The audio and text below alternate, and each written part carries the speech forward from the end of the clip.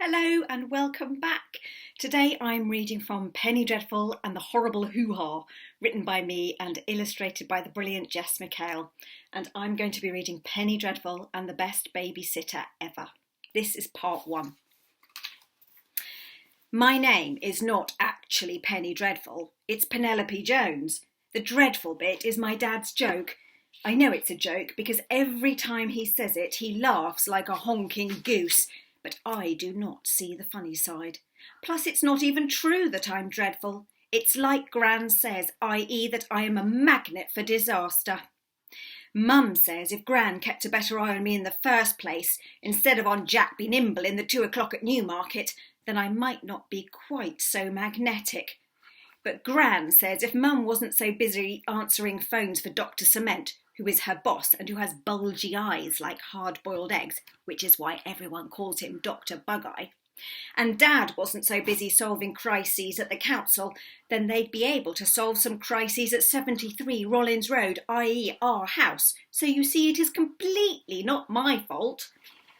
Sometimes it is the fault of my sister Daisy, who is very irritating, and who is especially irritating when she's trying to be a pop star with her best friend Lucy B. Finnegan, because they are mostly arguing over who is going to be the main singer and who is going to do swaying hips and doo-wops, e.g. going, I am, no I am, no I am. So it is not my fault if I borrow the microphone while they're arguing to see if it works underwater, and it does not.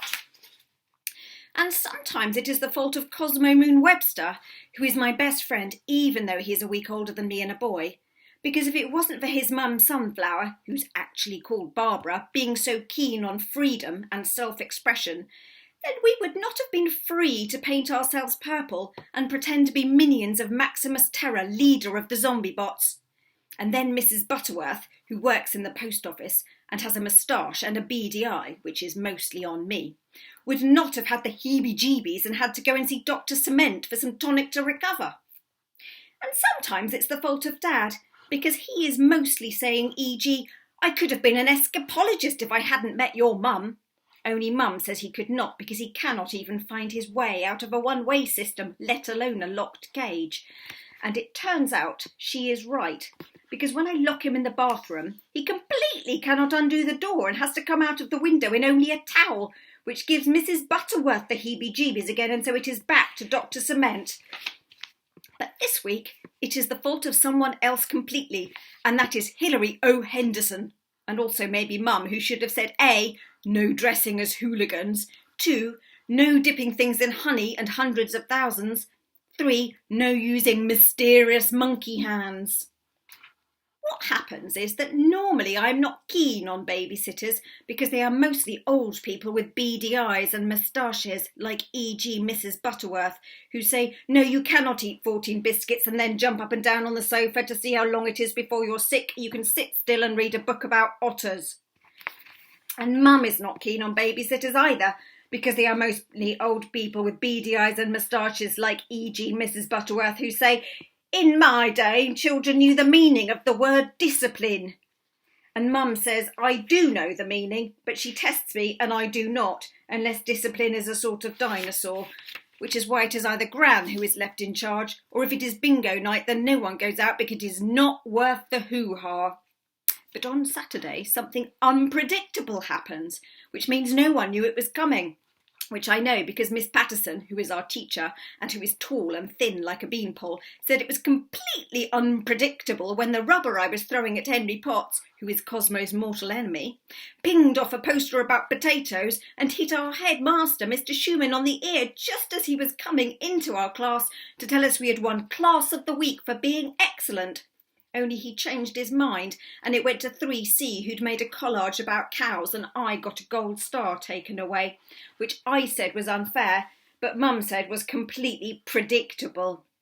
But this unpredictable thing is even more disastrous because it is that Mum and Dad have got to go to the roundabout ball and they cannot say no because Mr. Hobnob, who is Dad's boss and who has hair like a hedgehog, will frown on them. There you can see Mr. Hobnob there with his hair like a hedgehog. And he is already frowning on Dad for several things, i.e. 1, moving some traffic cones from one side of the road, which was the left side of the road, to the right side of the road, which was the wrong side of the road. B, building a tower with a hole punch, a stapler and a machine that goes beep, which collapsed, and the machine that goes beep knocked over a cup of tea that went spill, and it was all over an important picture of a parking meter. 3, going to a crucial meeting about Belisha beacons in a helmet made of a flower pot and a remote control car, which was not completely my fault. It was a patent brain massaging helmet, only it was too small for Dad's enormous brain and got stuck. And Gran has to go dancing with her friend Arthur Pearson, and she cannot say no because Arthur will frown on her, and he's already frowning on her for several things, i.e. A, beating him at Texas Hold'em 17 times, which she says was down to beginner's luck, but Arthur says was down to the ace of spades in her right pocket. 2, eating his last chocolate digestive, even though it was not Gran, it was her cat Barry, and even though Mum says it is cat biscuits and cat biscuits only. 3, digging up George and Mildred, who are a dead rabbit and a dead guinea pig, which was not completely my fault. It was because I was being an archaeologist and I thought they were a baby two-headed dinosaur. And Mrs. Butterworth says no, she cannot babysit because she's still getting the sticky stuff out from last time. And nor can Mrs. Nugent, and nor can Aunt Dee Dee, who says she would rather perish. Daisy says she would rather perish than have a babysitter anyway, and we do not need one because she is 11 and big enough to babysit all by herself, and she will be in charge of me and I will be on my best behaviour, you will see.